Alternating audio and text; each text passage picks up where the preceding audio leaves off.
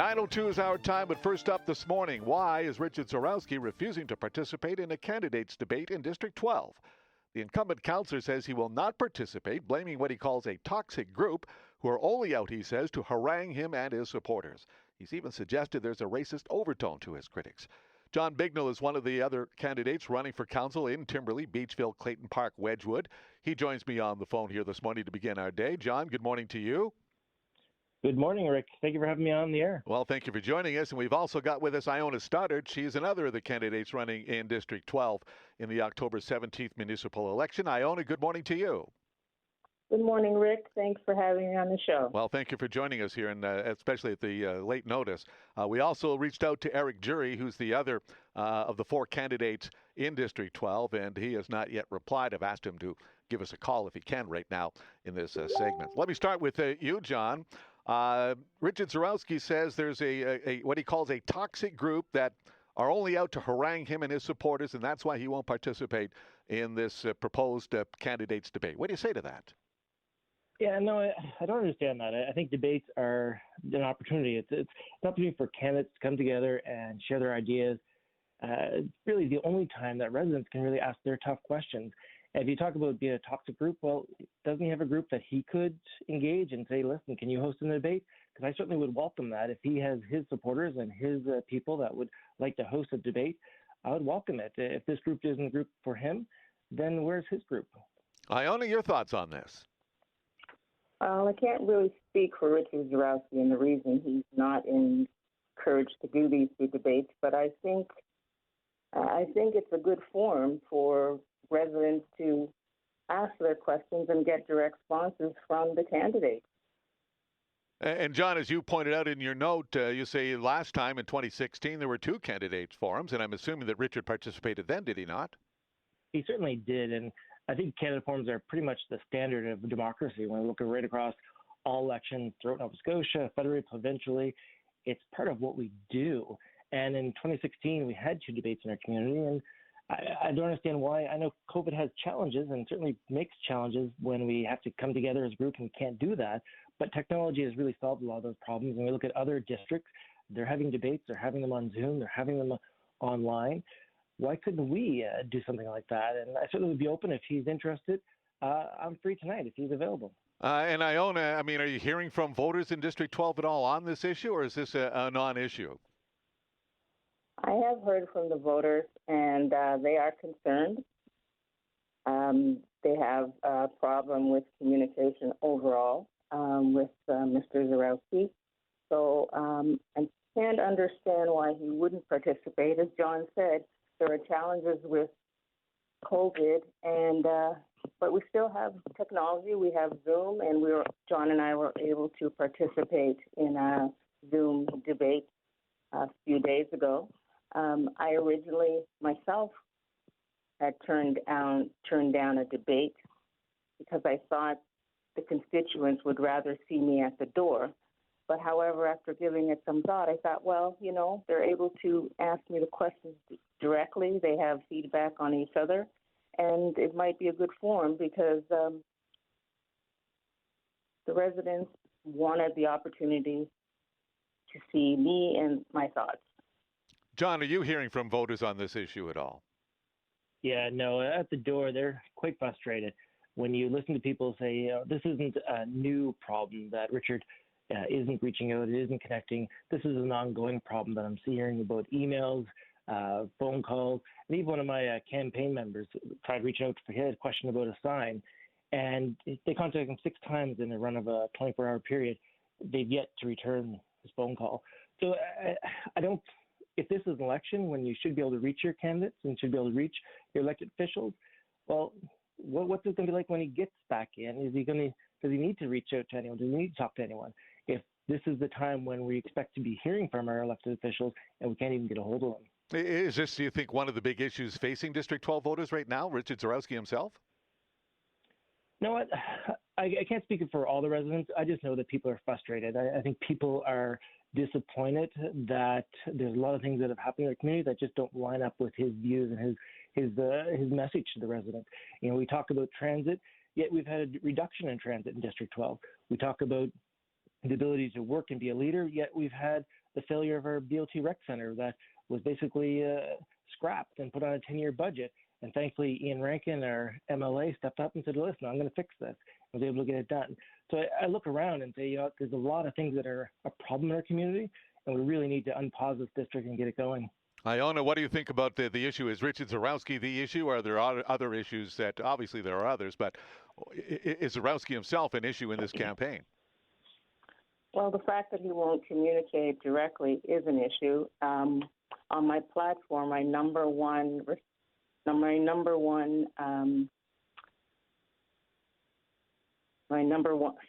number one issue.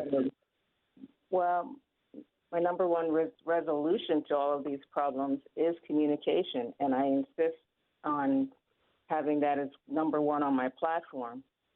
I say that if you call me, I will get back to you. If you email me, I will email back to you. I may not have all the answers, but I will make my best effort to find out these answers for you. There's just been a few things, as John said, that have almost slipped between the cracks, and I don't think that should happen to the constituents as they've worked very hard on some of these issues. John, she mentioned that there's already been a Zoom kind of debate. Is there something, is there another one planned at all down the road, or are you waiting to, I mean, will 3 of the 4 candidates participate in a debate, and is that still considered a fair debate? No, I don't think it's a fair debate. I think one thing that is important about a debate is the fact that we need to have all 4 candidates at the table so that residents can look at all 4 issues, all 4 people's opinions, and then make a decision. You need to have that contrast. Right now, I would certainly welcome all 4 of us come together, even if it's just a teleconference that we record and post as a podcast. I'm open and transparent. I really think this is a misstep on part of Richard's leadership for the community. We really need to have more transparency. We need to have more discussions. And even if you go to his halifax.ca webpage, even during the pandemic, there's nothing posted there. There's no updates. There's no information. And that's just a simple process of posting a notice, posting information, and that's not even happening. And it's very frustrating as a resident. Iona, will you, and John, let me ask you this as well. Will you two reach out and again ask Zorowski if you'll participate in another or a debate at all? Iona? I'm sorry. The debate was not well attended. The voter turnout was low. And I have engaged in a lot of the good people in our community. I believe a debate should be all 4 candidates, and the last debate, as mentioned, was just John and I. It was a good debate, but it would have been much better if we had had all 4 candidates weighing in on the issues. John, will you reach out to Zorowski and the other candidate, Eric Jury? I'm not sure if he's been refusing to participate or not, but will you reach out to the pair and see if they'll engage in a debate? You know what? I hope if they're listening right now, my phone is always on. They can always call me. I send emails off, and I certainly reach out to Richard, but he has to answer his phone in order to have a conversation. I want to ask you about the broader issue here in regards to the coming election, and that is voter turnout. In 2016, 32% of HRM residents voted, just 32%. I'm wondering if you sense that there's renewed interest in the campaign this year in the municipal election, or is there still, again, that for whatever reason, that voter disinterest at all? Iona, what are your thoughts on that? I'm hoping the voter turnout will be higher. People are really looking at the fact that they can vote online, and I think that's a little more important this year, especially due to COVID. I think the increase in the election and the outcome of the election, there seems to be a higher interest this time around, and I'm hoping that the voter turnout will be higher. Like I said, at the door, I'm trying to convince a lot of people that the e-vote would be the easiest thing because of the advance poll and election day. There will be stringent conditions at these locations, i.e. hand sanitizer, lineups. There's going to be disposable pencils. There's going to be the booth sprayed down at every occasion. So I think it'll be a lot easier for the voters to consider the online this time. Yeah, and again, that opens today, by the way. Either voting by phone or online begins here this morning. So it makes it easier to do, and there's no excuse, basically, as far as I'm concerned anyway, that you can't get out to vote. But, John, are you sensing that there's renewed interest here, or same old kind of thing? No, I don't share Iona's faith that there's going to be more voter turnout. I think if I look at residents and I look at their frustration over the last 4 years, they don't have a voice. So why do they think they'll continue having a voice? And I think that apathy is, people are struggling right now. They have job issues with their employment, issues with their businesses. They don't have time to deal with municipal politics right now. And I think that's a real unfortunate situation. But if you've been trying to get a hold of your councillor and nothing happens, you don't get anywhere with it, then you have to take responsibility for the issue and try to fix it yourself. And if you don't have faith in your elected official and you don't have faith in the democracy process, democratic process, then why would you bother being a part of it? And why would you bother voting in it? And I think that's, from my perspective, my real concern here is that we have a councillor that isn't engaging, isn't addressing issues, and selecting the issues he wants to deal with. And for me, I want to be the candidate that always answers the call. As a paramedic, I don't get to pick and choose the calls I get to go on. I have to go, I have to respond, and I have to come up with a solution. Iona, do you echo that sentiment? No, personally, I don't agree, because I've talked to a lot of people at the door, and I've been getting great reception, and yet from young people especially. And I think the fact that they're not satisfied with the current councillor will make a difference, and they will come out and vote the way they see accordingly. And I think the fact that they're not getting the services or the responses they need, that they will vote.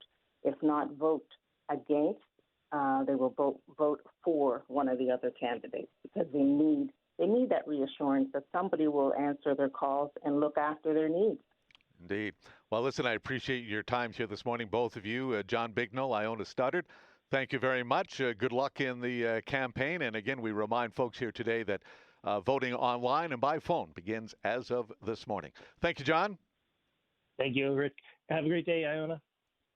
Thank you. Have a good day, Rick. Thank you. To talk to you. All right. Appreciate it. Thank you, Iona, too. Take care. Iona Studdard and John Bignall, two of the four candidates running for office in District 12.